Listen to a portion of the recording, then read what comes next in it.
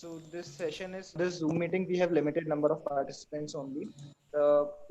Most of the people are the people who are qualified to present paper in our next day event. So I think we have limited participants here. Okay, understood.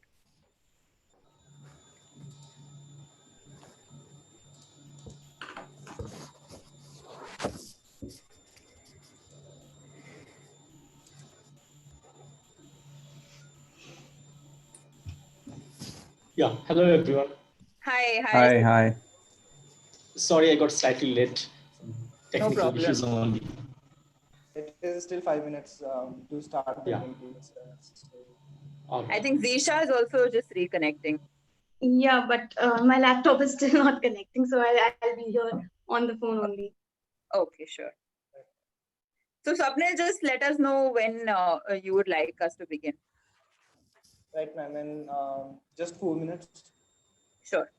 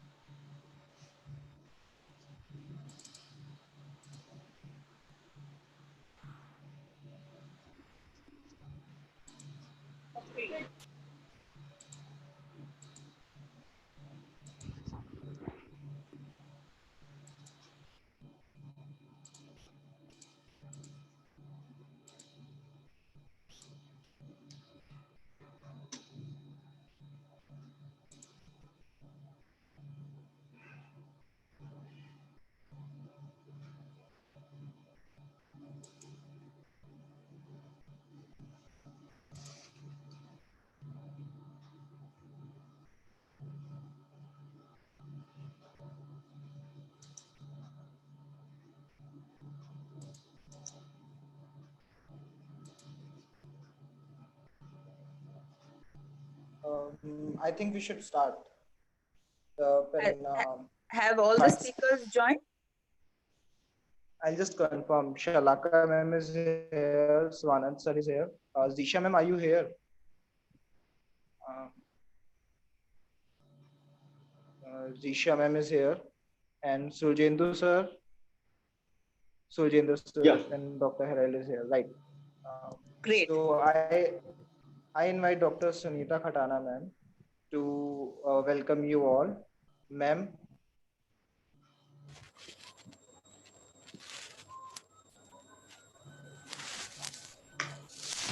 So, am I audible there? Yes.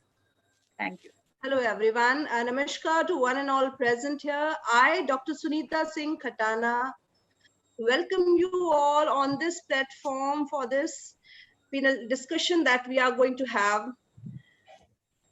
on the topic scope of international arbitration in consumer laws. I am the faculty founder of this consumer cell, which is running at Manipal University, Jaipur. We have a trend of having different clubs at Manipal.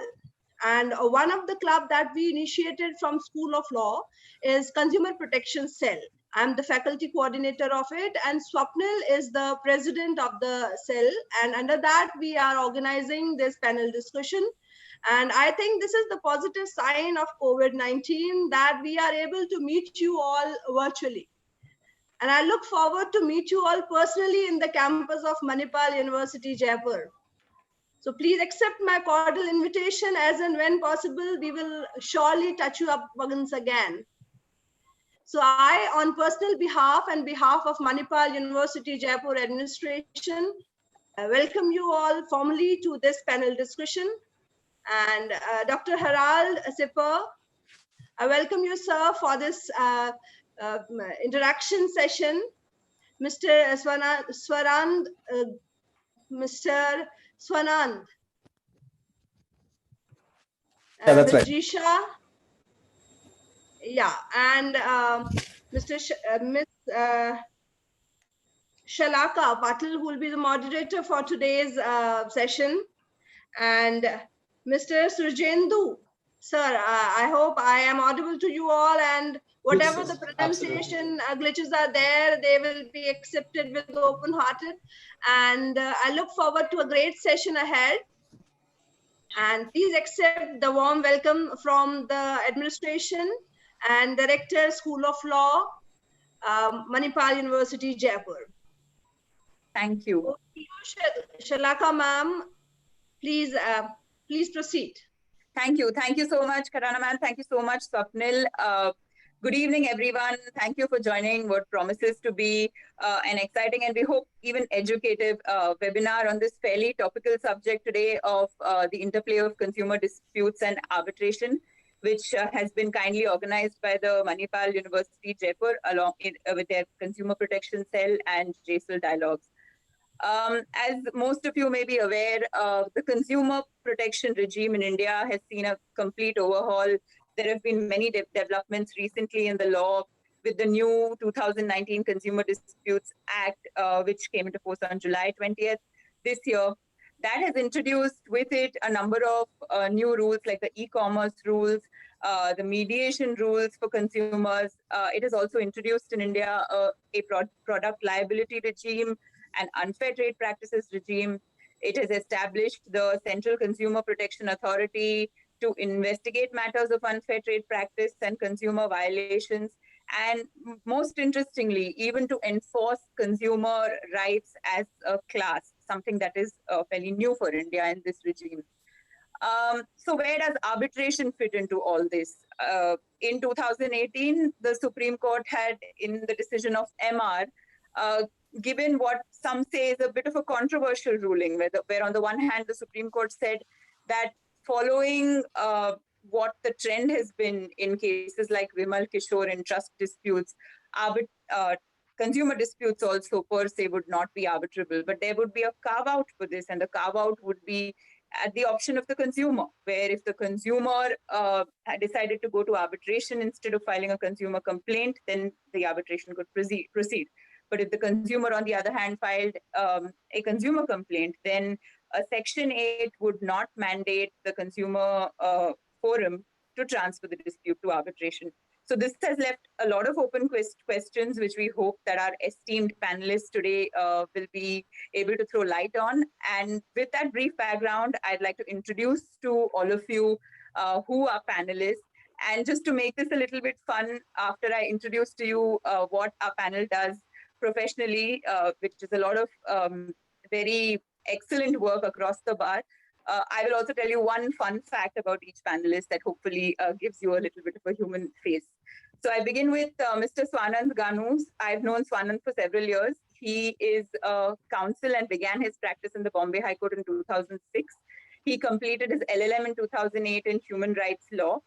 He practices mainly at the Bombay High Court on the civil and commercial side, and he also appears in other courts in Mumbai and in arbitration matters, including acting as an arbitrator. He has participated on several occasions as a guest speaker at the annual IMC Arbitration Law Series.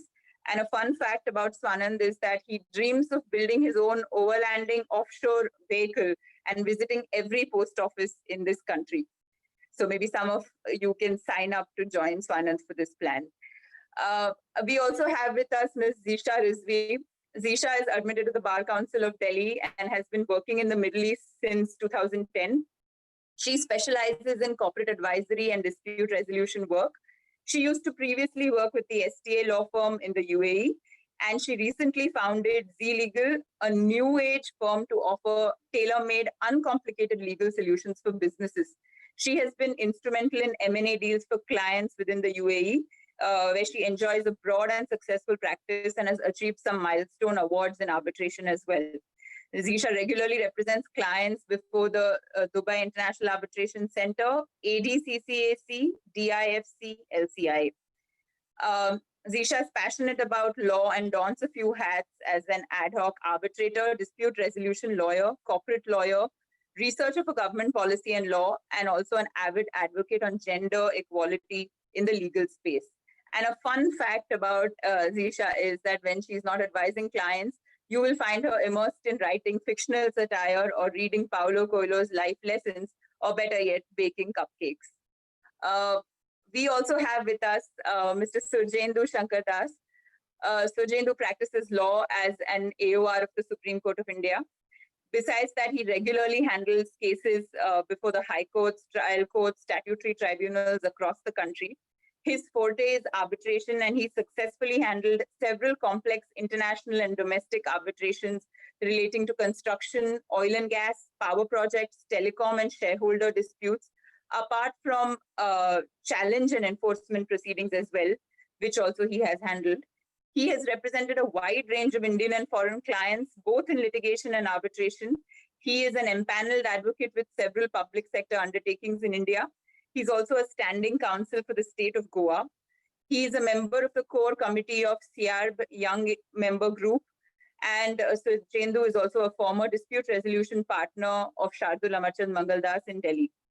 A fun fact about him is that apart from law, he's also interested in driving in the hills, cooking a variety of cuisines, and he also loves dance, Latino salsa to be specific. And last but not the least, we also welcome today with us Dr. Harold Sippel. Harold is an MBA and FCI ARP and acts as the Bali International Arbitration and Mediation Center, BIAMC's academic director. He is also the co-founder of Putil and Sippel, a dispute resolution and public international law boutique headquartered in Hong Kong, and he acts as a senior advisor to the Indonesian law firm Schninder.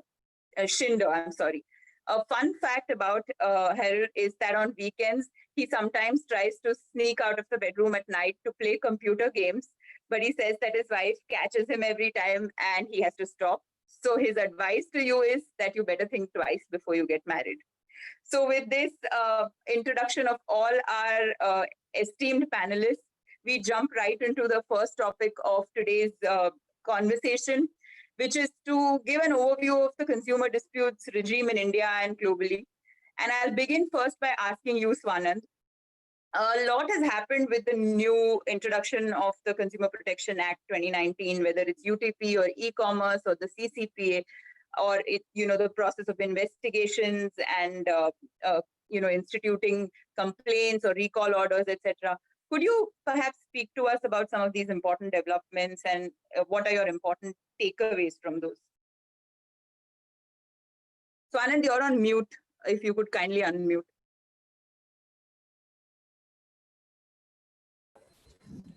Yeah. Good afternoon, Dr. Singh, all organizers of the Consumer Protection Cell and the Manipal University. So, Shalaka, on the subject of the Consumer Protection Act, the recent developments that have taken place can be discussed in perhaps after understanding where the law of Consumer Protection Act really originates from. So, If we look at the past, only then we can understand where we are going to head and which would be a better way to go ahead. So if one is to look at certain periods, the best way to look at this is to understand that prior to the coming into force of the 1986 Act, there was really no unified regime under which consumers could be looked at as a class by itself. So that is one period which I would say was rather a dark period for the entire consumer class, because we were compelled to, in that sense, knock the doors of the regular civil court, and there was no specialized forum created for the purpose of emancipation of consumer rights. Then came the period of 86 on to 2020, when now the new act has come into force. The highlight of this period, I would say, is apart from the very basic fact that the act got introduced, one of the main changes that took place is because of the judgment of the Honorable Supreme Court in the case of VP Shanta. What happened is that the entire medical fraternity was for the first time now included within the realm and ambit of the Consumer Protection Act. And that, according to me, provided a lot of succor to the fact that a lot of people who were, rather victims of medical negligence or any such allegations that they had, or the fact that, doctors were not able to address them there to take proper care, they now had a place of redress, and they could, deal with these problems at their own district level. Because what happened is that under the 86 Act, it's not that the forum was established. The forum was established at three levels. It came about at the district level, it came about at a state level, and the national level. So basically what helped everybody as consumers was that they could go to the place which is nearest to their home, depending upon what is the valuation or what is the claim for compensation that they wanted to make. So that was, I would say, the biggest takeaway of the 86 to 2020 Act. However, obviously a paucity was felt because of the fact that the world of businesses was moving much faster than what the Act could catch speed with. And therefore, there was a need felt that the consumers of today are not just happy with going to forums which are near to their homes and attending to their basic needs of getting compensation. There are more types and more complexities of disputes that started happening, more so because people started using the world of e-commerce for placing products online, Amazon, etc. All these e-tailers came into being, and that also became a very popular mode of doing business online, especially to do with FMCG goods, or including small time products which could now be transported to any place in the country. On the other hand, as a result of this, a lot of people became victims of what we call as e-commerce frauds. And it is very popular and very common to have known and seen stories of people ordering phones, but instead getting some soap case or a brick at their own homes. So naturally, the need was felt that even the 86 Act is not really enough to take care of the requirements of protection of consumers. Along with that, it was also felt that today consumers as a class were left really by themselves, and there was no government authority to whom the consumers could look to for any kind of additional protection from the government, whether it's from the Ministry of Consumer Affairs, or everything was in that sense very scattered. So really speaking, the way there's a National Commission for Women, National Commission for Child Rights, National Commission for Minorities, which really were formed with the idea of looking at these classes as somebody who needs additional protection. It was also felt by the government that there is also a separate class called consumers, though the class by itself actually touches upon every citizen of the country. But in their day-to-day life, they are still a class by themselves. So that is the reason why under the new Act of 2020, the government has taken a positive step of enacting what they call as a Central Consumer Protection Authority. Now, uniquely enough, this new act that is now in force starting the 24th of July, the entire act has come into force. It looks at really 4 or 5 areas which I would say are the best parts of this act, which are completely different from what it was earlier. One of the first things, as I mentioned, is the fact that under Chapter 3 of the Act, there is now a specialized authority which is supposed to take care of protection of consumer rights and of consumers as a class. It is meant so that it can prevent unfair trade practices, protect the consumers from false advertisements, have power of penalizing false advertisers, including endorsers, especially those who are popularly known as brand ambassadors. It also has a power now to recall goods and penalize false advertisements. And importantly, it in some realm also can receive complaints and is a body by itself which can represent the rights of consumers before, in fact, the National Commission and the State Commission and the District Forum. So this is where one of the biggest change comes about in the 2020 Act, where now the concept of class action litigation has now received statutory blessing, and the Consumer Protection Act 2019 permits the authority to take up the rights of certain classes of consumers, and to provide redress to these classes. Complaints can be filed before the redressal forums. Not just that, but in the new regime, there is now a product liability regime wherein one has to simply show that the product that he has purchased is now defective, and there is a direct liability that arises for these products. Then there is a compulsory mediation regime that is now also sought to be introduced in the new act. Further, what happens is that under the new act, it was also felt that certain consumers, when they strike contracts of perhaps of service, do not have equal bargaining rights as opposed to the service provider. And that sometimes is a hurdle that consumers face to approach any kind of a forum, or the fact to assert their right.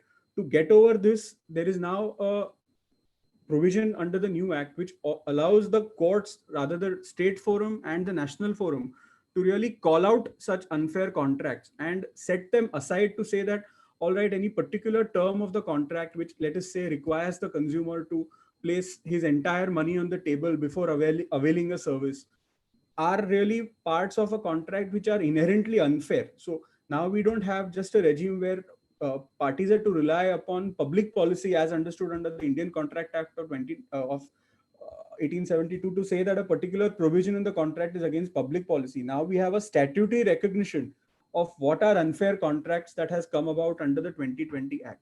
While these are all positive things that have indeed come out of this act, some of the other problems remain, and one of the biggest problems that the country would need to address is the problem of the fact that there are too many pending cases which are today knocking the doors of all the three forums, and there is a lack of training amongst judges. For example, having left the field of medical negligence onto the consumer forum, there is definitely a need to understand what the patient really has gone through, because the popular experience, what I have heard and seen, is that lawyers really use their own clients as walking, talking exhibits in court, and they are just literally produced in court and shown to the court to say that, judge, please look at the victim. He's in court. Look at his condition. Don't you think he merits some compensation? Now, that is, once we accept the fact that this is an adjudicatory mechanism under the Consumer Protection Act, there has to be certain better provisions made to protect the medical fraternity from any kind of abuse that may come at the instance of patients. The vacancies of the new lawyer, the new judges, etc., are also factors which will aid in assisting the fact that one needs to quickly get over these disputes, because the object, Right. even under the new act, is you have 5 months to decide this dispute. Now, let's see how this pans out in the open, because 5 months really is very difficult to achieve. So these are Right. some of the recent developments, just as a brainstorming and as basic points. The act is now a complete code by itself, is what I would Correct. like to end with. So over to Great. you, Shalaka. So this was a very good overview of all the new developments in the Act and the things to think about, which will sort of help us with the current conversation as well. Zisha, moving to you, based on all these new developments in the Act, what would your advice be to the business side of things on the things that they should protect against, or that they should now think about, given the new regime and how stringent it is on some of these aspects? So first of all, Shalaka, I'd like to thank you for inviting me to the panel today. I'm delighted to be a part of this esteemed panel today.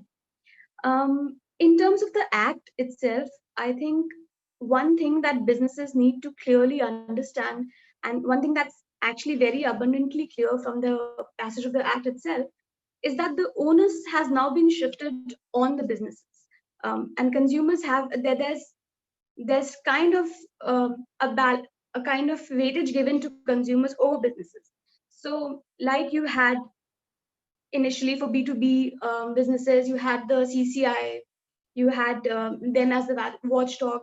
Now for B2C, you have a very designated watchdog. So I think first thing is that businesses need to be mindful of all their conducts. And in particular, they'll have to go back and look at whatever, like right now, e-commerce has been included. So all these businesses will have to look at what kind of contracts they're signing.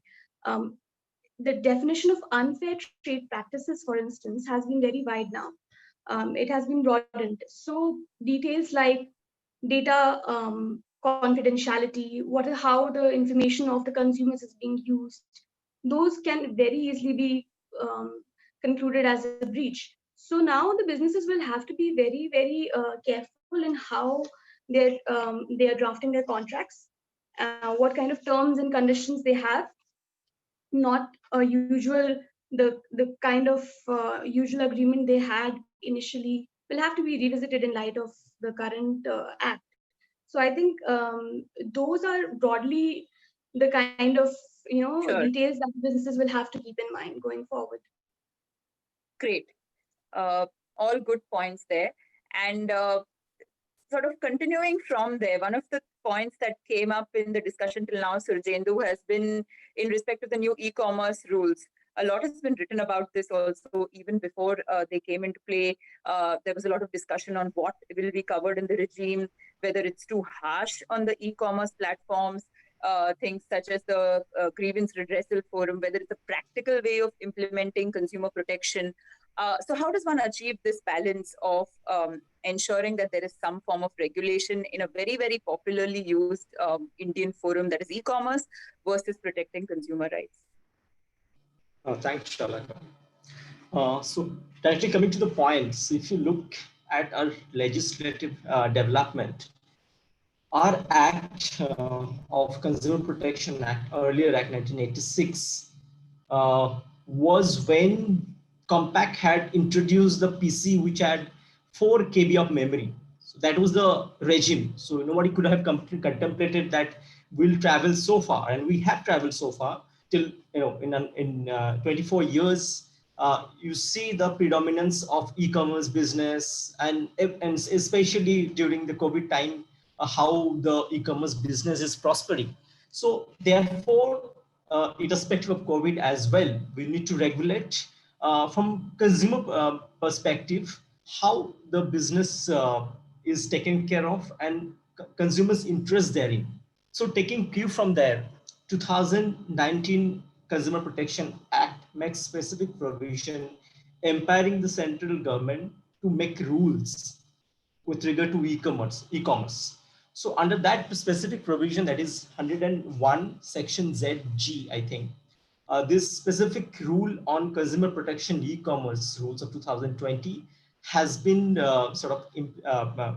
made. This 2020 rule has been made. It encompasses different market players involved in e-commerce. If I name the 4 e-commerce market players specifically mentioned in the act, in the rule, first is e-commerce entity, second is marketplace e-commerce entity, third is seller on marketplace who may not have e-commerce entity itself, and inventory e-commerce entities. So I find that all sort of e-commerce entities or marketplaces have been taken care of to ensure the interest of customers. And you see in 2017, 2017 total market value of B2C business was approximately 39 billion, which is predicted in 2016 will be around 200 billion US dollar, and your B2B will be 300 billion US dollar. So you can imagine the kind of progress and pace we are at. And since we'll be at that stage where consumers need to be protected, certain protection has to be specifically granted. Now, question comes, before 2020, whether we could have taken, a consumer protection mechanism to sue them or not. There was some sort of uncertainty to rule out all sort of impossibility and hindrances. This specific rule has been, provision has been incorporated and rule has come into picture. And this also sort of creates a parity between those who are selling physically in the store, because in online, online commerce, there are many flouting of rules which are not noticed by authorities. Now, if you look at the specific rules, obligations of the market players or e-commerce entity is very elaborate. what it says that you have to disclose all sort of information with regard to your product, your entity, your GST number, your product description, quantity, quality, your gradation, everything, which was not strictly complied so far by the e-commerce entities. But this is the general perspective to regulate, how they will conduct business from the perspective of consumers. The most important or interesting part is the grievance dispute, grievance redressal mechanism, which has been prescribed under the rules. It says that all the e-commerce entity should have the grievance redressal mechanism where some person will be appointed who will be the contact person for any consumer's grievance. So that person has to address, attend or acknowledge any complaint by the consumer within 48 hours. And he has to resolve whatever grievance the consumer has within 1 month. So there's a timeline also prescribed. So what basically it does is that it gives an additional layer before you approach to the consumer commission. So you can't say that, I cannot straight away go to consumer commission. You can, thus that power, that right has not been completely taken away, but you have one layer where any dispute, any grievance, what you have, for example, any product quality, some refund issue, you can directly take it up with the e-commerce entity and get a redressal within a month time. If it is not, if that is not successful, then you approach the district, state or national commission. I think this is very well thought approach. And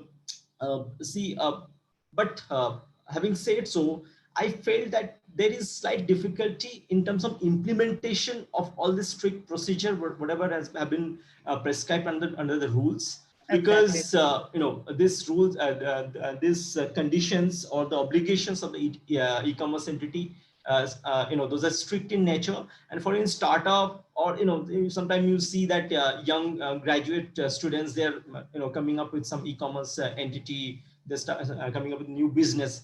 For them to comply all the regulations, especially the grievance redressal mechanism, is slightly difficult. But having said so, the objective is, of course, I would say is from consumer perspective is very much necessary. And the way we are moving ahead with the e-commerce, we need to have a clear provision for redressal of all the grievances under one roof. So I think that's a well thought approach, and that was my view. Great, thank you, Surjendu, for that. And I think this would be a good time to move to the international perspective, where, Harold, this is for you.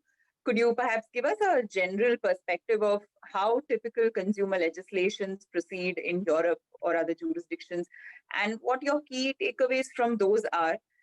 Perhaps this could also be some lessons that India could learn.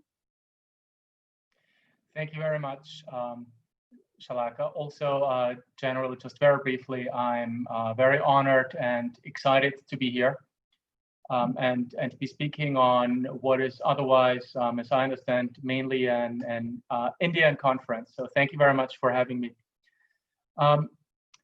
I don't want to say that India could learn anything from Europe or the EU in that case. I think it would be very arrogant, so to say, for me as an EU lawyer to say, oh, this is what you guys can learn.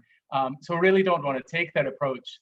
But of course, when we look at the EU, or even generally as at Europe as a whole, I think as a continent, it's definitely by far the most advanced continent we have when it comes to consumer protection. So I think there are certain points which we can identify as points we can take away, and interesting aspects which I believe many countries could adapt in one way or another. And generally, I think as a matter of principle, what is great about the EU is that one of its key initiatives is to protect consumers and consumer rights. I find it very frustrating on a personal note that in Europe, many times there are so many people who believe that the EU only cares about the big multinational companies. They say that the harmonized market we have is only for companies and not consumers. But this is simply not true. Sure, you could also always complain that more could be done, but we should also be grateful for what we have in Europe. So what do we have? Very briefly, three factors I wish to highlight, because, and I chose those three factors because I think those are three general factors which I believe are welcome and could be adopted and should be adopted in any country which does consumer or is thinking about consumer protection. First, the EU attempts to unify. Whether you are in Sicily, the most southern part of Italy, or in the very north of Sweden or Finland, at large you find the same legislation. I think this in itself is, at a very high level speaking, very consumer friendly, because a consumer knows at large that whether he purchases something over the internet from Sweden or from Italy, it will in principle not matter. So I think this is a very great system. Second, the EU imposes very hefty fines on companies which have unfair terms. The purpose is here not only to protect consumer rights, but to also encourage, so to say, through the fines, companies to not have unfair terms from the beginning. And I think this is, so to say, the second step. The first step is to say you make it easy for consumers to pursue the claims, etc., access to justice and all that. The second step is already to say if companies make the process, like their terms, unfair, then they will get punished. So this is something which was introduced in a directive in 2019, and generally I think it's a great step. And third, and this is the topic that I'm personally most interested in, and I think we'll discuss it more in detail later. As a dispute lawyer, the resolution of disputes is made much easier for consumer. And there are huge attempts in Europe. I would say more than attempts. There is a lot of legislation which allows it for disputes to be adjudicated. And legally adjudicated is not the right term because it's not an adjudication process, but just disputes can be settled, I think we should say, out of courts and at no cost or a very small fee only. In these processes, they are very often standardized, where you work on standard forms as a consumer. And it's a very simple process which allows you as a consumer to pursue it without having a lawyer.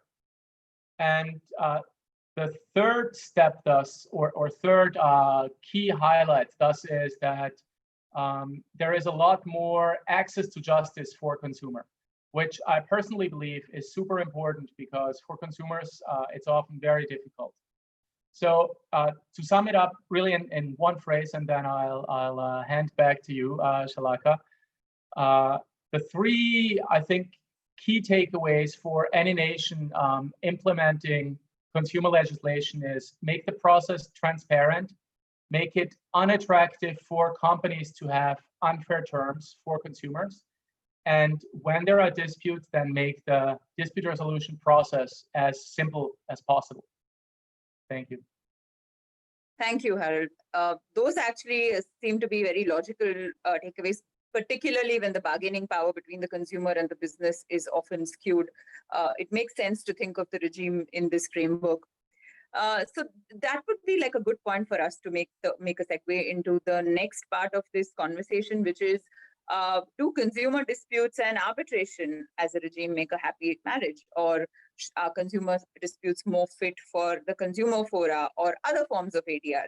I'll start this part of the conversation with you, Zisha. The Indian arbitration jurisprudence in respect of consumer disputes and arbitration has seen a lot of case law. Cases such as the case of Ccpa Couriers or National Seed Corporation or the Rosedale case as well, all of which were prior to the 2015 amendments to the Arbitration Act, all stated that when a consumer complaint is filed, Section 8 would not compel a consumer forum to mandate the parties to go to arbitration. Then the recent decision of MR, as previously I briefly mentioned, took this a step further. MR suggested that the ratio of the Vimal Kishore judgment of the Supreme Court, which deals with trust disputes and says that trust disputes are not arbitrable, also applies squarely to consumer disputes. But then the court also made a small carve out from this dispositive. The court says that if the consumer chooses to elect arbitration, or if the consumer has decided to go into arbitration first, then the consumer is permitted to do so. But if the consumer chooses to file a consumer complaint, then a Section 8 will not bar the consumer complaint from going ahead. Could you speak a little bit about this Indian position and where does that leave us today? Yeah. So I think as far as the judicial viewpoint is concerned, I think one thing is clear, that the position is more or less settled to the list of subject matters that were not arbitrable. To the test of arbitrability, the objective test that has been applied by the courts so far. I think to those 6 subjects, the 7th subject was also now added. So that the list has been made. The Supreme Court has made its position clear. With EMAR judgment, I think there's not much to think.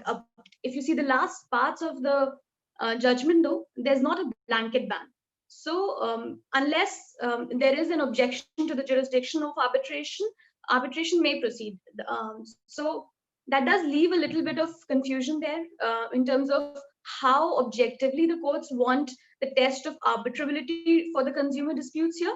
And I think that leaves a little bit of room open. That's I think so far now going to be tested in the courts going forward. But as far as the position is concerned, I think it's clear that consumer disputes are put in that list of subject matters which are beyond arbitration. So the test of arbitrability, we all know what's arbitrability, right? Those subject matters which can be submitted to the jurisdiction of arbitration or not. So I think that has been made clear after the EMAR judgment. But there's still scope. Let's see how it will be interpreted going forward in the cases that will be coming forward before the consumer forum and also the courts. Sure. Thank you, Zisha. So, Jendra, sort of taking that question itself ahead a little bit more. Typical criticism or a problem with arbitration is privity, right? The absence of the arbitration clause. That's always a bogey that's raised by third parties that you may attempt to join. And under the new CPA regime, there are things like false or misleading advertising or disparaging remarks or information that's there on, say, the wrapper of a toffee or a package. That's also enough for you to raise a consumer dispute. Given that the CPA is supposed to be a beneficial legislation, will arbitration just not be available in such cases? And has MR sort of opened the door for that regime? Or do you think that there is still room to argue that certain disputes are more fit for arbitration?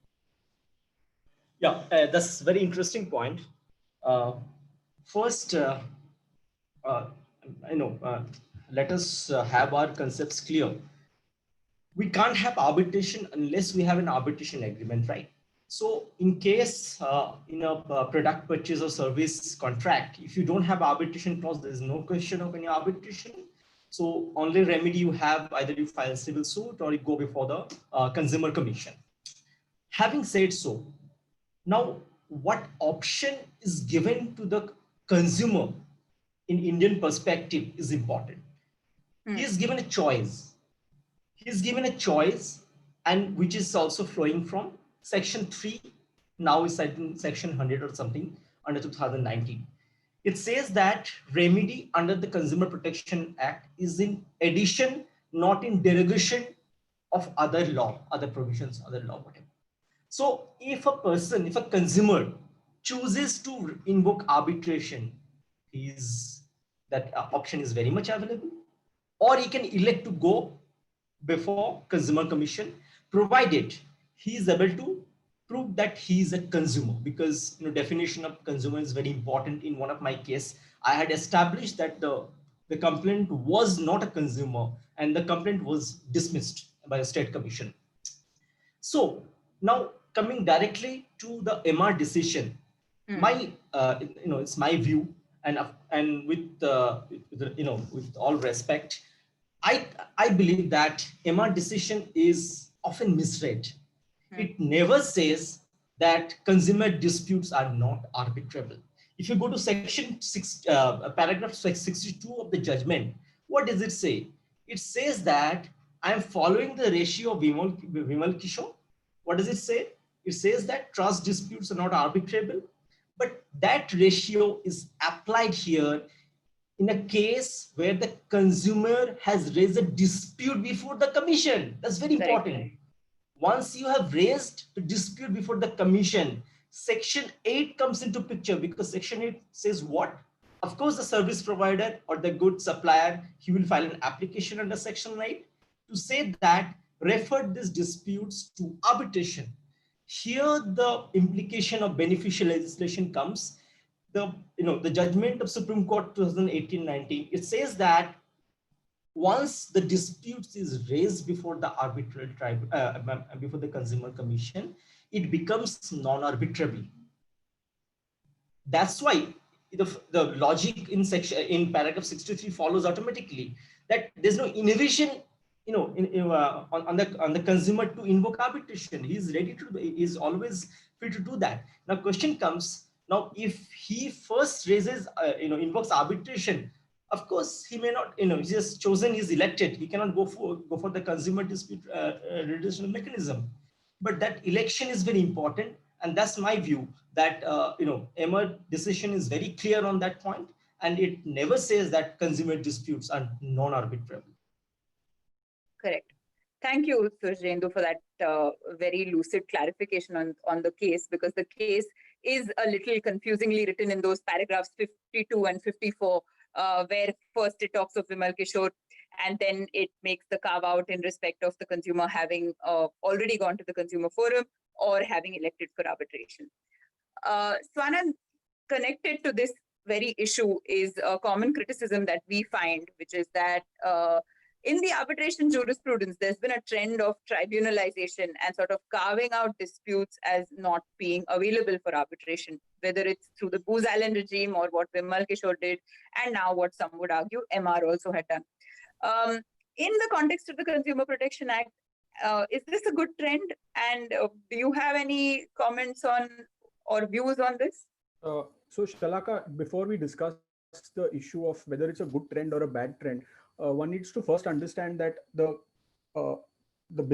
job of any person doing business is not going to be affected by this new judgment. As understood, the Consumer Protection Act essentially is not at all applicable for transactions which are for a commercial purpose. Correct. So one need not first worry about the fact that, suppose, let's say a company for the purpose of his business has purchased or has engaged a service provider for setting up an air conditioning unit, and that fails.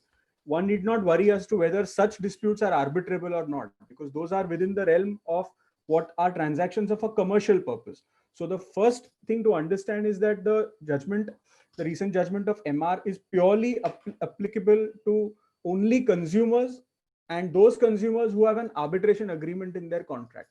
Now, if one looks at the wide body of consumers as such, we are not here obviously talking about consumers who are users of one-time purchases or FMCG products, because as Surjendu said, one of the most important points is the formation of an agreement.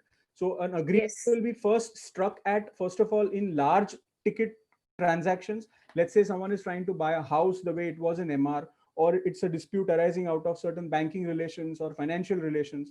So I feel that while the trend of excluding Consumer Protection Act is a positive step for consumers, At the same time, one needs to look at it in the sense that, is the Supreme Court really doing a job of a double think, where it accepts the fact that under the Vimal Kishore judgment, the realm of Consumer Protection Act is to be separated and protected from the world of arbitration. So to speak, that the right that is given to a consumer to approach the consumer forum is sacrosanct and will prevail over the right to, rather the need of the arbitration agreement to put him to arbitration.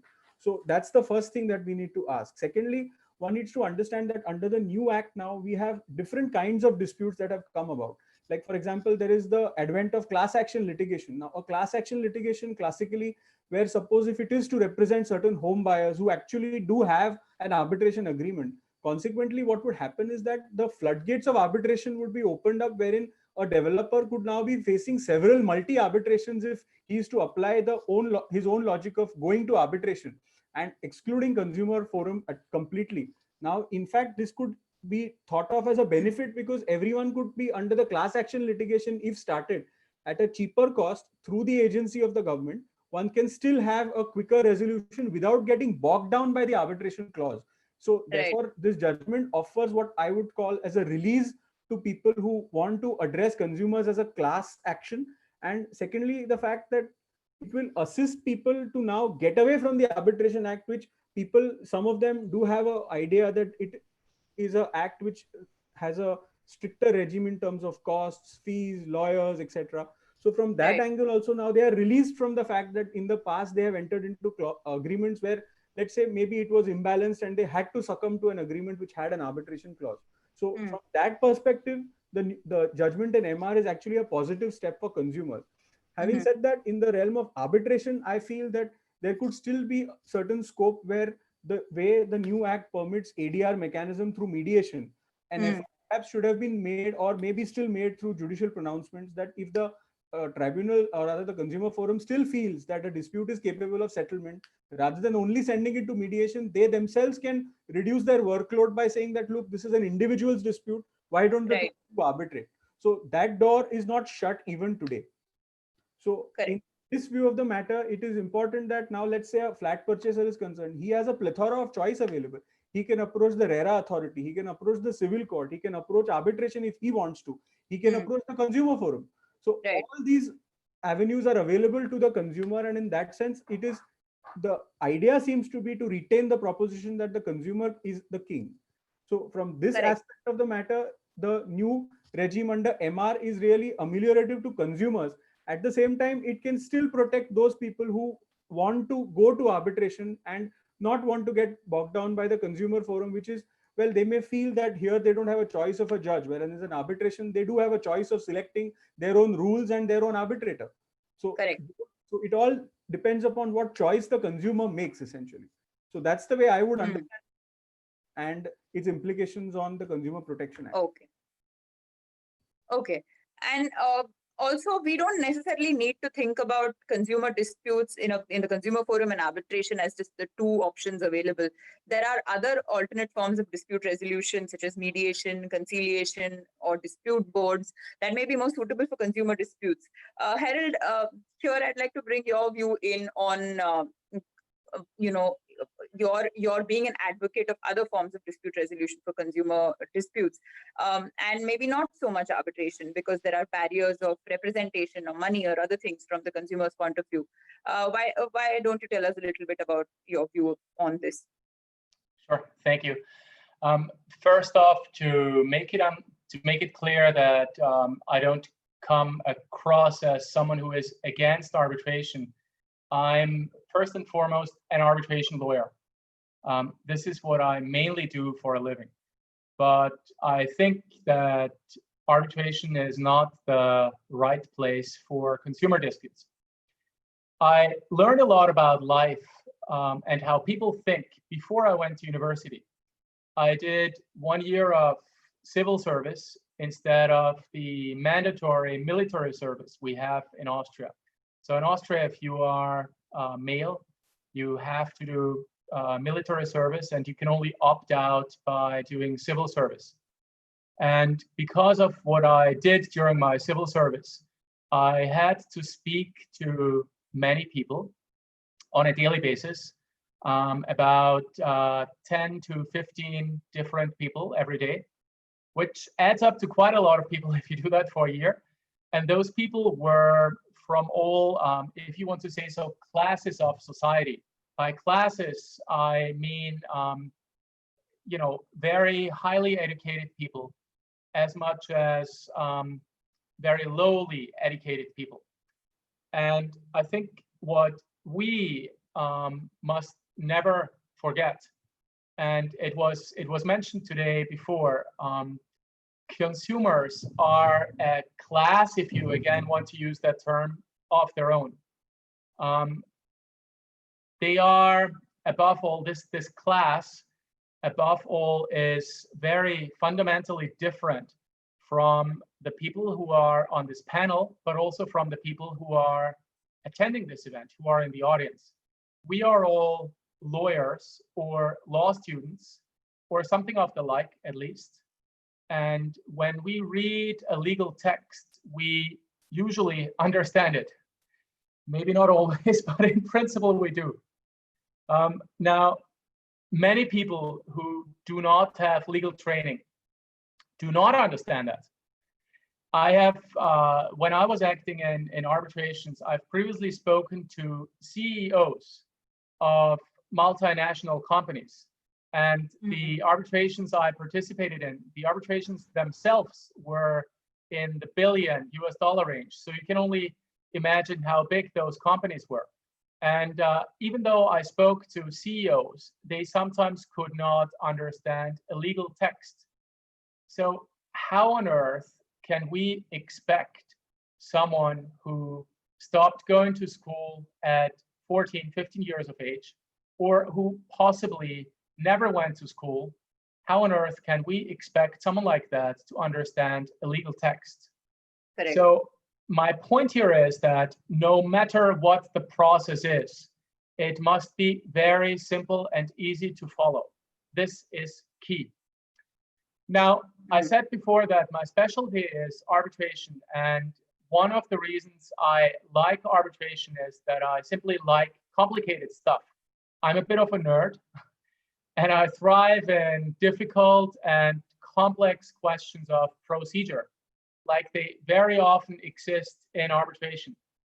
But I guarantee you that most of the audience here, without wanting to sound arrogant, but most of the audience here would not be capable of solving a really complex procedural issue in arbitration because they can often be so complicated. And again, keep in mind that the audience here is this different class, to use the same word, because we are all trained legal people, or at least we receive our legal training at the moment. So for this reason, I personally would exclude arbitration because the process, as it's generally done, is simply too complicated. No average consumer can make any basic argument on the existence or validity of an arbitration clause. This is simply too complicated. When we speak about alternatives, I think court proceedings are also complicated because they are complex and usually costly. I don't know about India. In the EU, very often, at least for a certain threshold of the amount, there is an obligation to have a lawyer. So I would rule them out as something which is the standard. And this is why I believe that ADR is very suitable. It's suitable, and mediation was mentioned before. Mediation is just one process. There are many others. To me, what's important here, just very generally speaking, because I don't think we need to go into the details of the law, but generally speaking, we need to make a process which is understandable to the consumer and where not only the law matters, but also where a bit of the personal side comes into play, and where you allow a consumer, for the consumer to sit down and explain why that consumer feels aggrieved. So you focus also to some extent on the consumer's feelings, and you give the consumer a voice to be heard.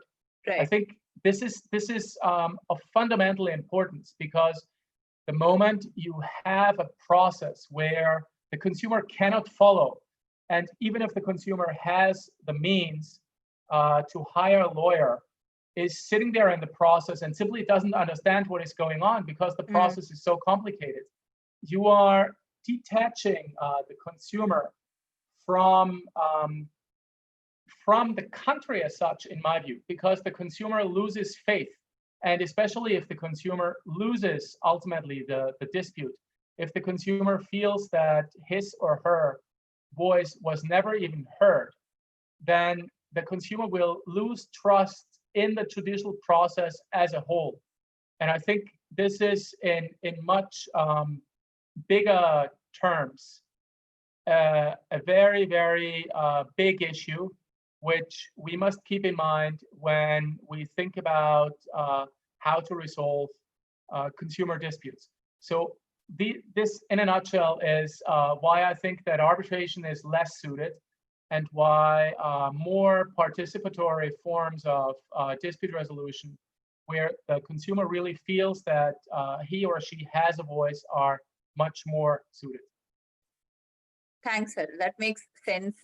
It makes perfect sense to have a level playing field when you have such a diverse set of players.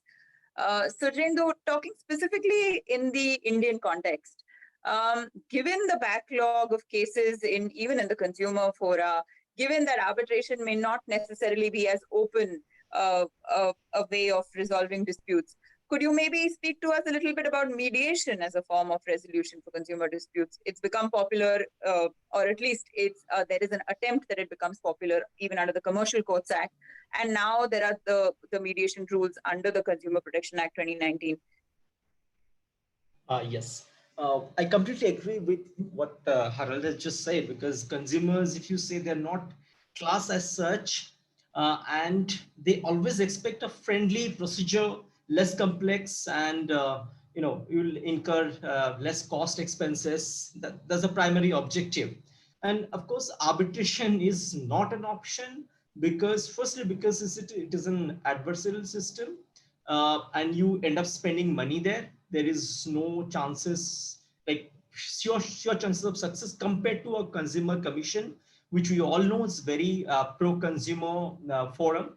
So of course, a person would not like to have arbitration in the first place unless it's exceptional circumstance. And the second option which comes is alternative dispute resolution by mediation. And if you look at the history, 2010, one AFCON infrastructure judgment in Supreme Court itself suggested that in a consumer dispute, you must resort to ADR, because if especially if the traders, suppliers, if they want to have the market credibility and reputation intact. So it is not a first time that we are thinking of ADR in consumer. It was there beforehand, but not exercised. Now we have specific rules and regulations to implement mediation mechanism. What is mediation? Is to facilitate a voluntary resolution of the dispute, where the mediator plays a role to remove the confusion or misunderstanding, and it should not impose some sort of terms, but it will give options. That's the simple form of mediation.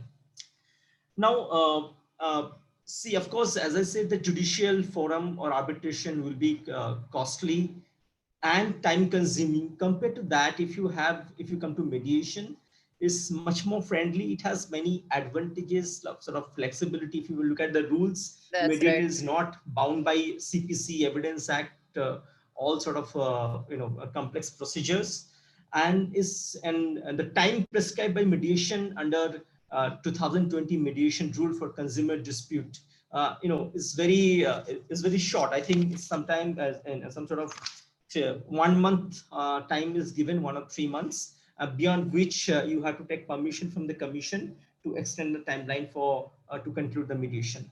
Now, beauty about this specific provision about mediation in 2019 Act is that it empowers the commission, both all three levels, district level, your state level, and national level. The commission has the power to direct the parties to think of mediation even after admission in the first hearing or any other stage. If the commission finds there are, there are possibility or circumstances that those are available. And another important aspect I noted down from the rule is that the mediation has to take place. The cell which is annexed to the commission, is just to avoid unnecessary cost and traveling and all. So each commission will have their panel of mediators depending on different complexity, nature of disputes and level, etc. So we see a boom in mediation in India, especially because mediation does not have any statutory recognition in India. That's very unfortunate. ICC and SIAC mediation, whatever we take records of, those are institutional mediation. But in Indian perspective, mediation has been very informal procedure. If from consumer perspective, keeping in mind the benefits that will accrue to the consumer, if we have the mediation as a process to resolve the disputes, I think is fantastic suggestion.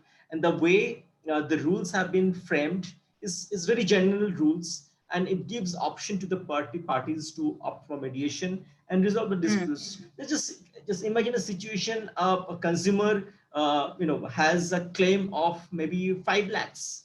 It's hardly any amount to get it adjudicated before the commission. So if he opts for mediation, which can be solved very quickly within 3 months, it may be within a month also.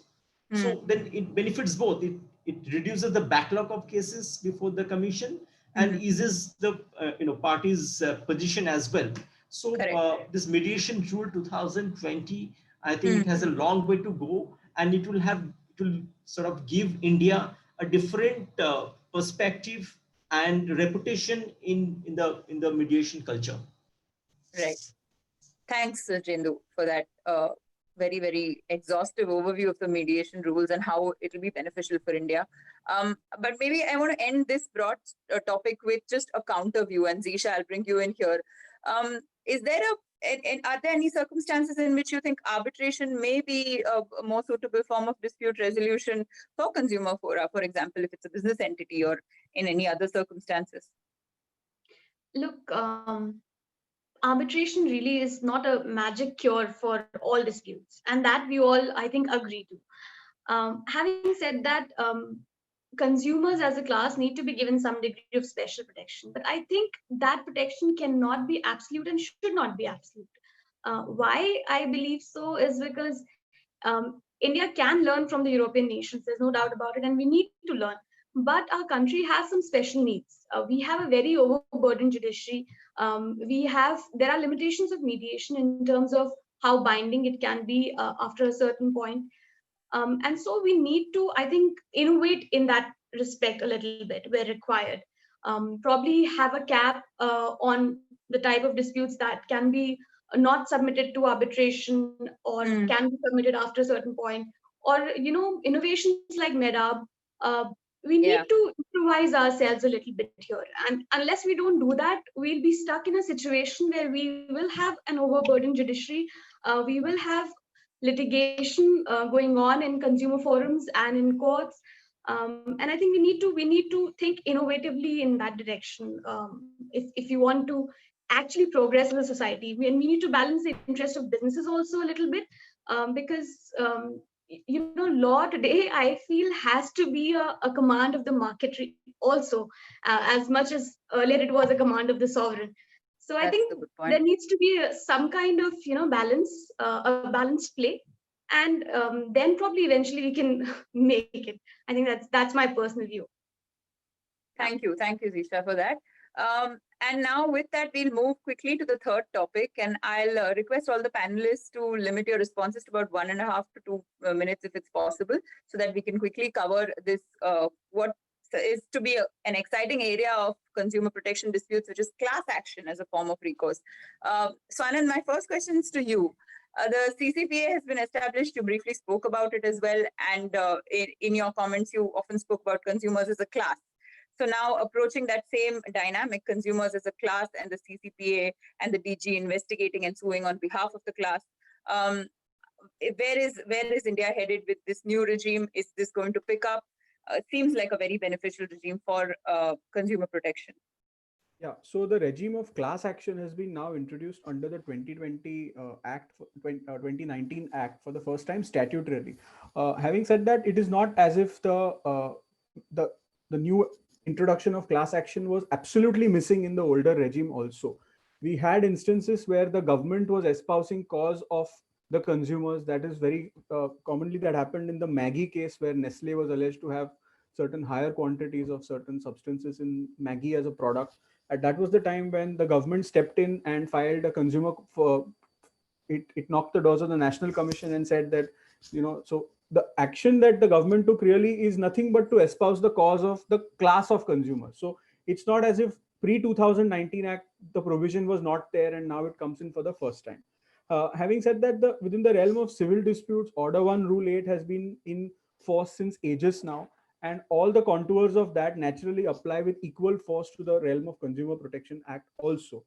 The introduction of the authority really changes the scenario, is that because now apart from the government, you have one more authority which can look into class actions and to start with. And now apart from the fact that the authority need not really sit in its office, what happens is that there was no mechanism earlier, like where the government stepped in to protect consumers from, let's say, the Maggie aspect, the Maggie dispute.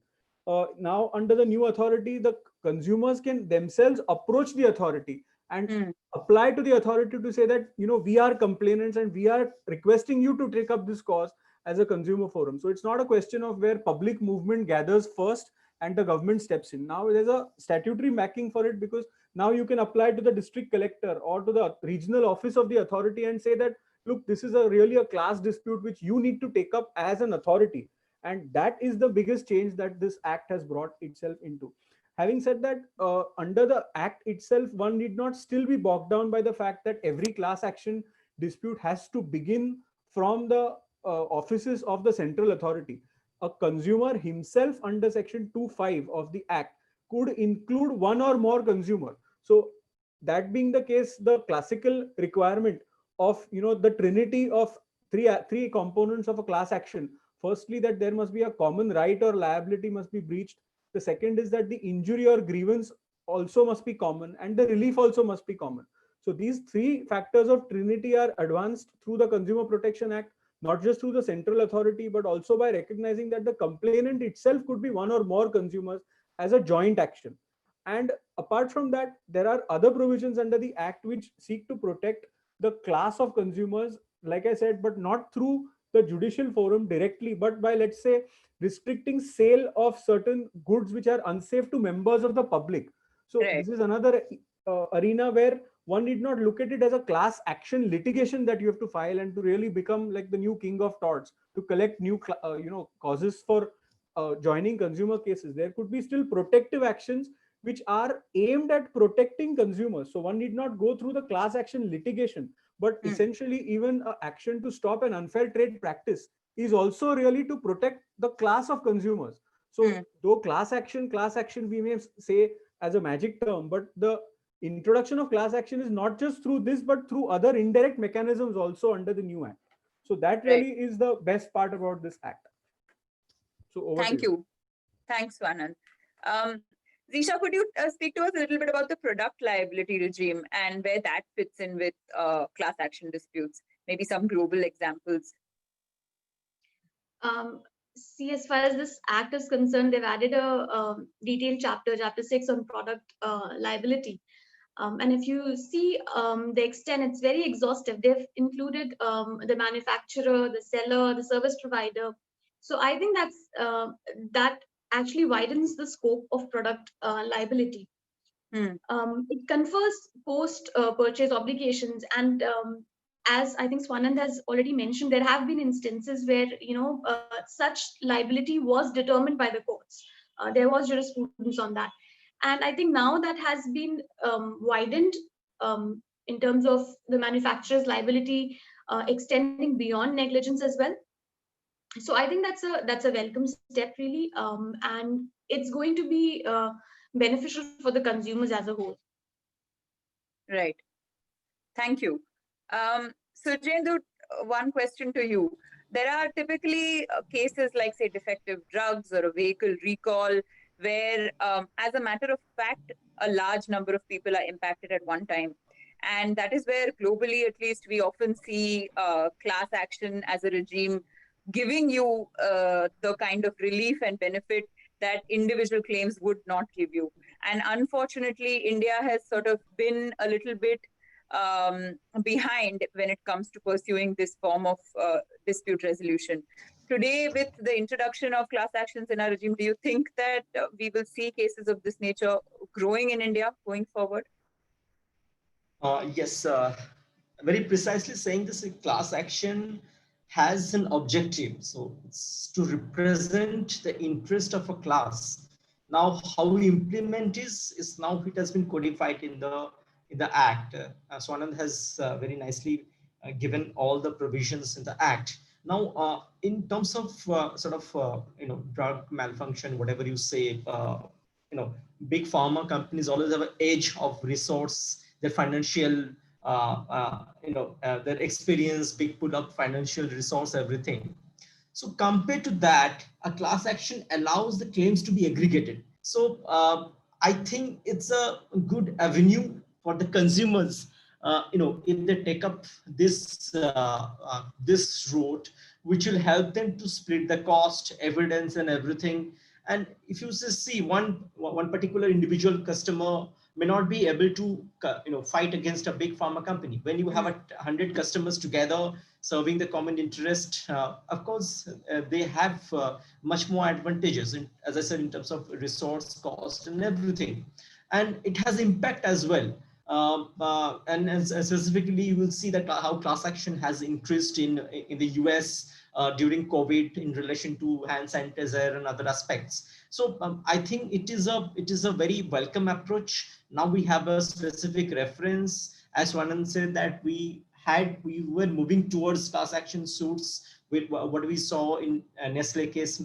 Government of India had sued Nestle for 460 crore, as a damages. Now with Consumer Protection Act having a specific provision, and if you see that central authority has power to suo motu take up the action against against the service provider or the goods supplier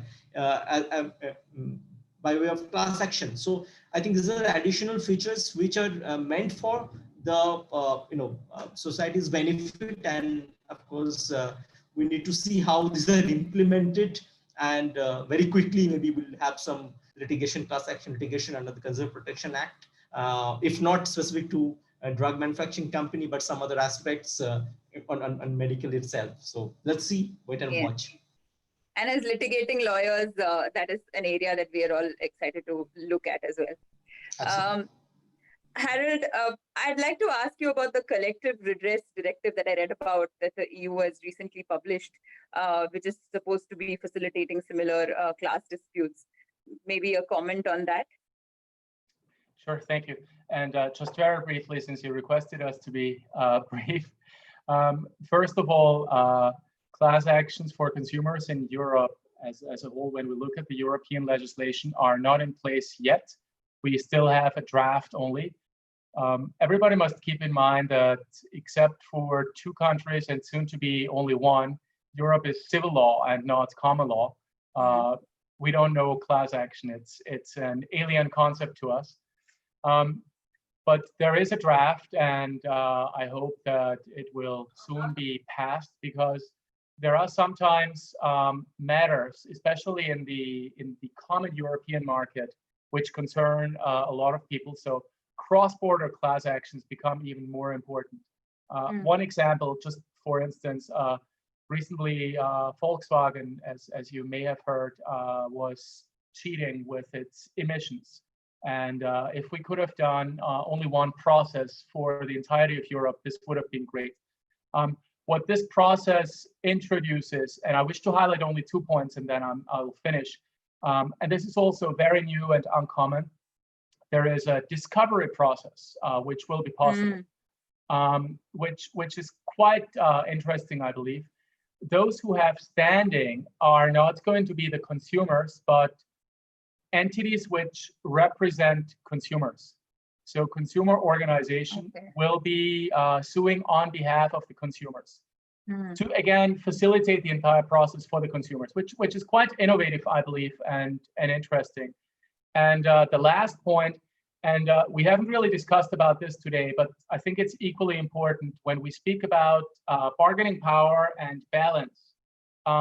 There are possibilities for the courts ultimately to kick out claims which are manifestly unfounded, because we must not forget that sometimes proceedings, especially when you have class actions, they're really used to force companies into a settlement, and this should be avoided.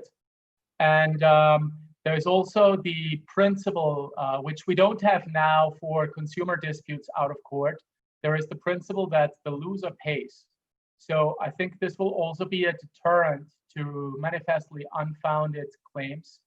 And I think when we speak about fairness and leveling the playing field, we really should at all times look at all sides and not just at the consumers, because this would also be unfair. Thank you. Yes.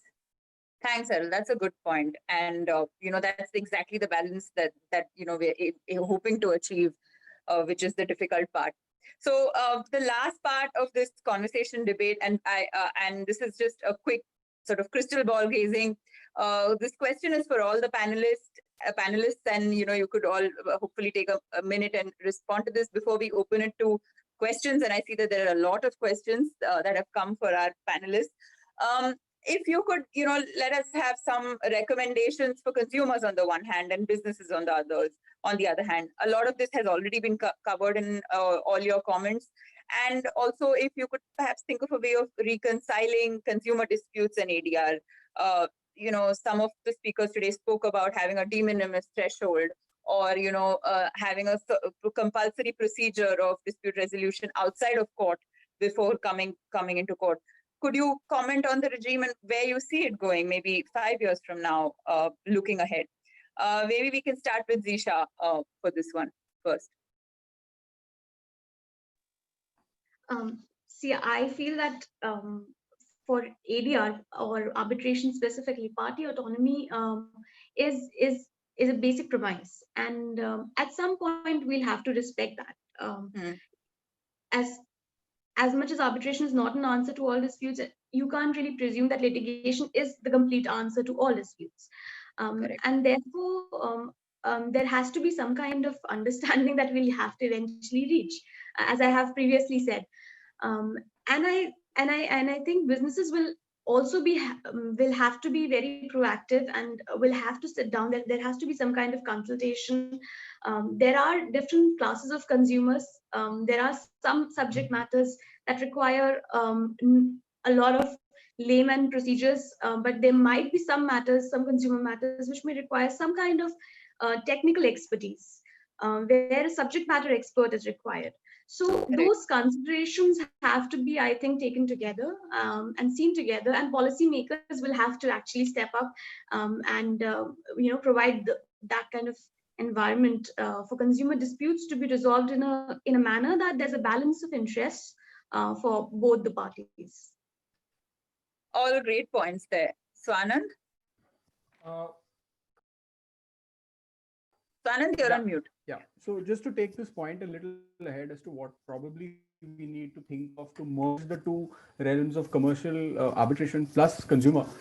Perhaps apart from the very basic executive changes that we may need to bring by appointing competent members of the forum, or rather training them, co-opting members who are aware of consumer rights, especially medical negligence cases.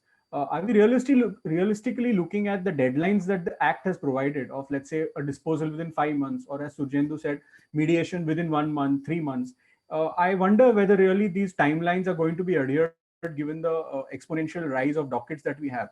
Having said that, let's not get worried about that. But looking ahead, perhaps we could have a model which is really a merged model where, like, let's say you have institutional arbitration where there's a registrar or a back office which really does the job of selecting the arbitrators and providing them for the dispute.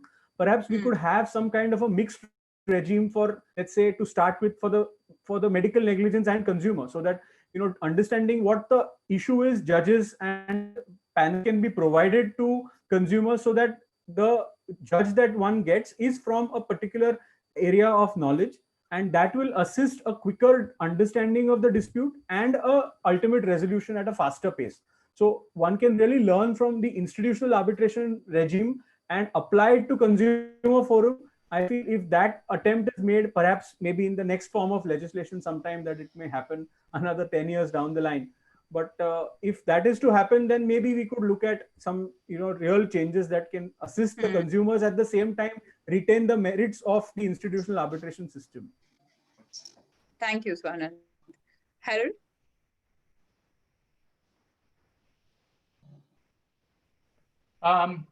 Difficult question. I'd like to add a bit on what Swanand said. For over a year, I was the head of legal services at the Asian International Arbitration Center in Kuala Lumpur. And during that time, I oversaw, as head of legal services in a team of 15 or even more lawyers, about 1,000 disputes every year in arbitration and also adjudication. Adjudication here was for construction adjudication.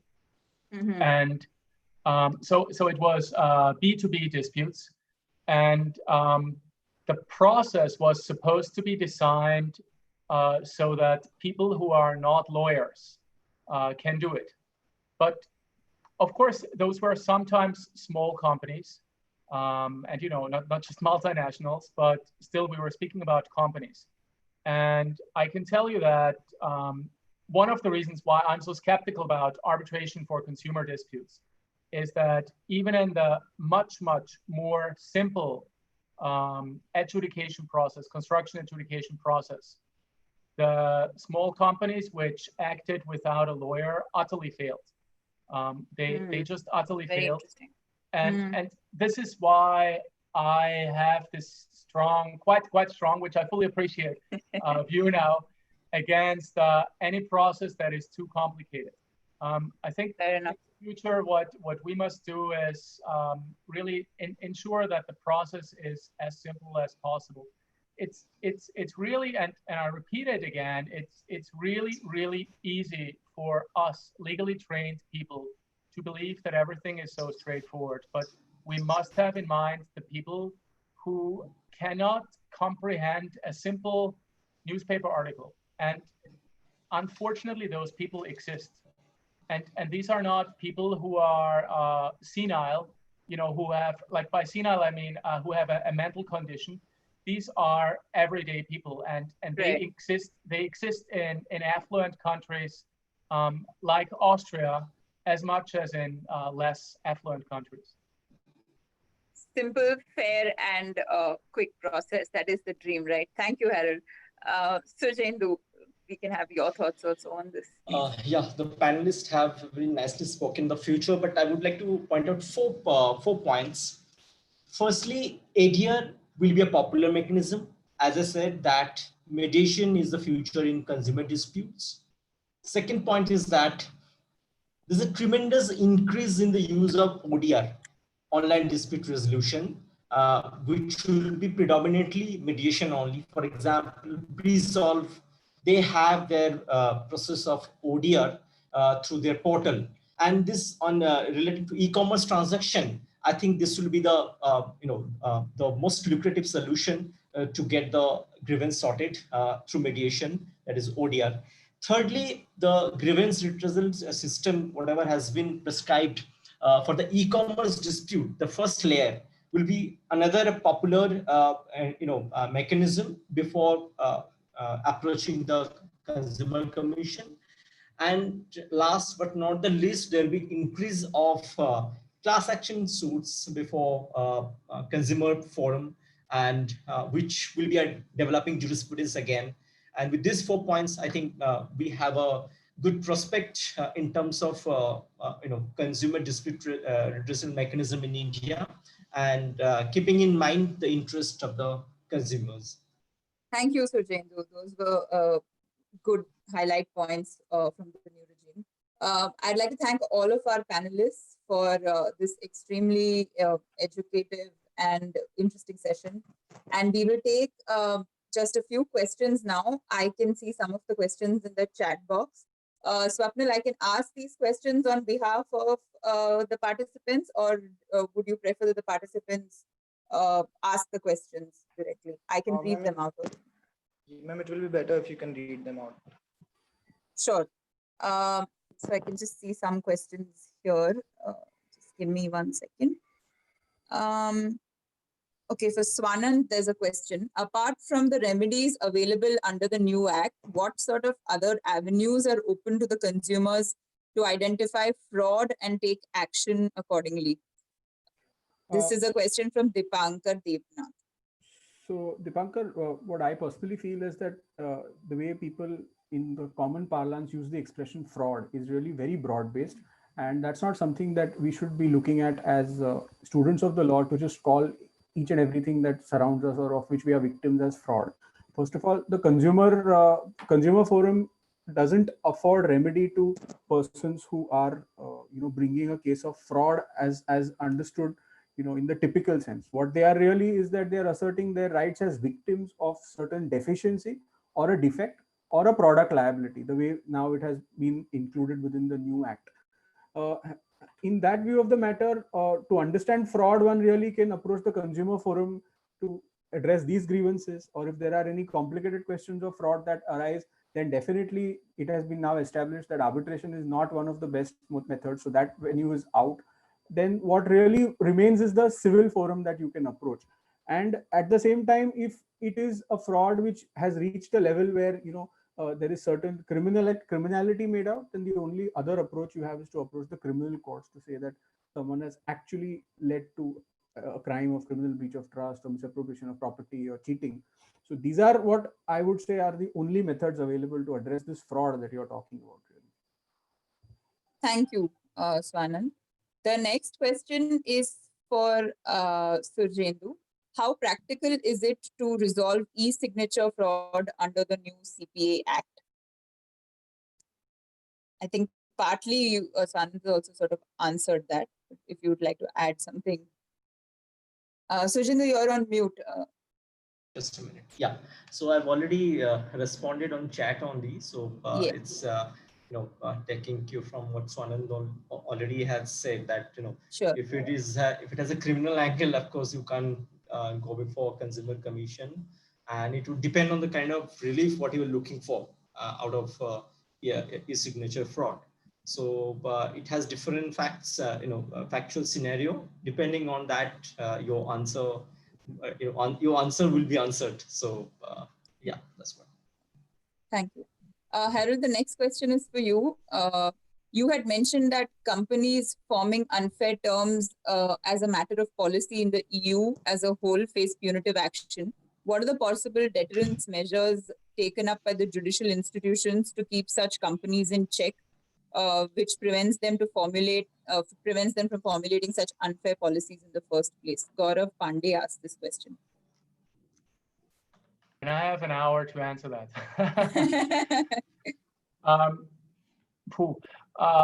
I don't know about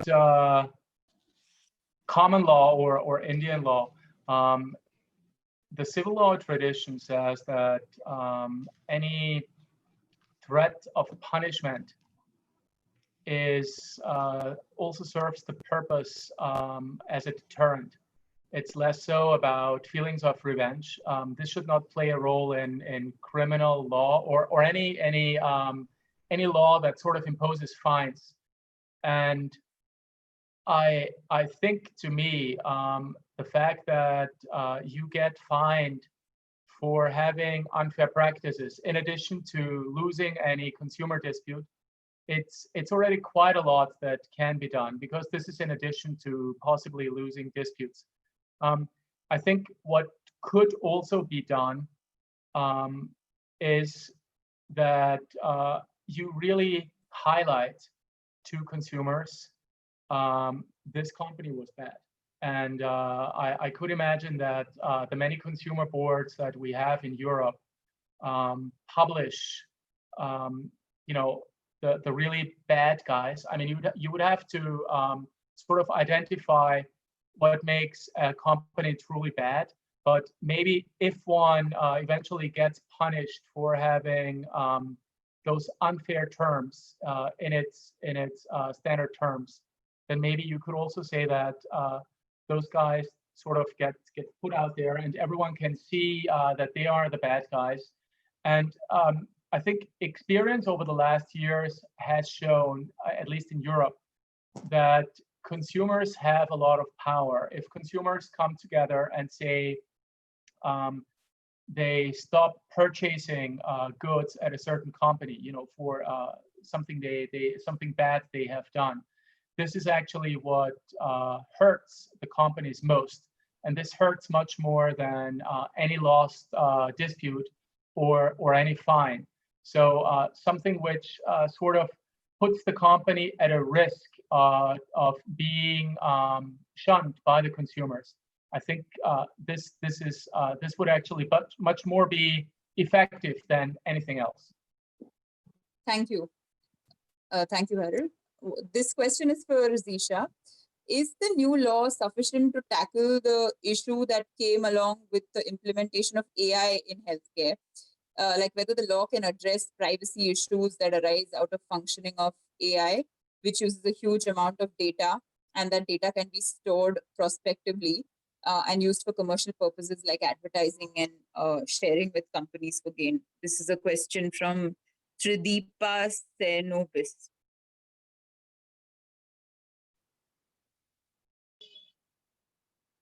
I think if you look at the definition of unfair trade practices and what all has been included under that, squarely probably disclosing personal information or information of consumers really might probably come under this unfair trade practices. So I think in a way it does cover those issues, but professional issues you cannot always, you know, conclusively say that will probably come under the law squarely.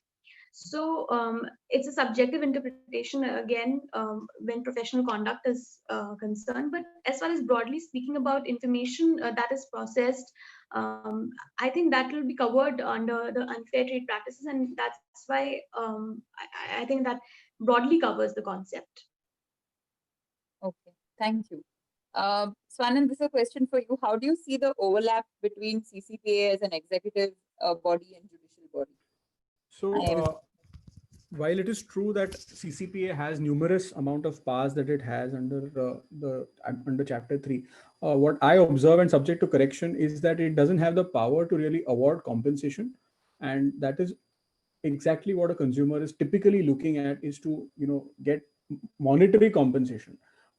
Despite this, there is a classical difficulty, is that the awards, or rather orders, that may be passed by the consumer district, the forums, these have the authority of law and can be enforced as decrees, whereas orders which are given by the authority in that sense are not really enforceable orders. They are really mandates from the authority, like a statutory, like a regulatory authority giving directions. It has that effect. So in that sense, it is, for really speaking, not to address grievances of individuals, but once again going back to the fact that it advances the purpose of protecting consumers as a class. So that is really the role of the authority, whereas the forums are available for individuals and also for the authority in case the authority wants to address. So therefore, there is not really a full overlap the way I see it. Okay.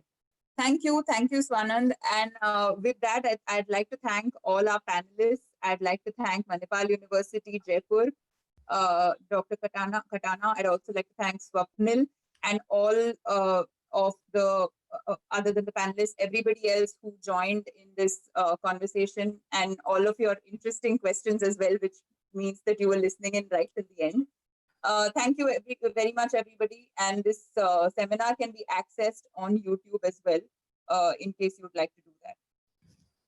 Thanks a lot, Shalaka, for the interesting session. And thanks to all the other panelists, Harold, Surjendu, and Zisha in particular. Thank you, Shalaka. It was very interesting, and I enjoyed the session a lot. Thank you so much. and the other panelists as well. Yeah. Thank you. Thank you, everyone.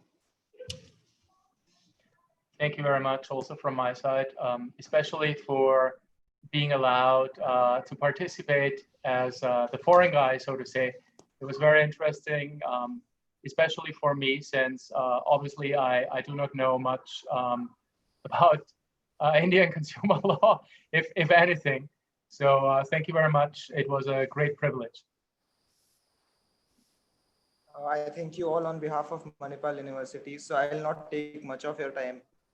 I am already thankful for to you people for giving so much time to us. And I see the comments on YouTube and the people who are not able to join on Zoom. They are thanking you for such an insightful discussion on YouTube as well. And I request all of the participants to turn on camera for a second or two so that we can take a screenshot, please. Right. Thank you so much. That was all from our side, sir. Thank you again to all the panelists, to Shalaka ma'am, and all the participants to join us. Thank you. Thank you, ma'am.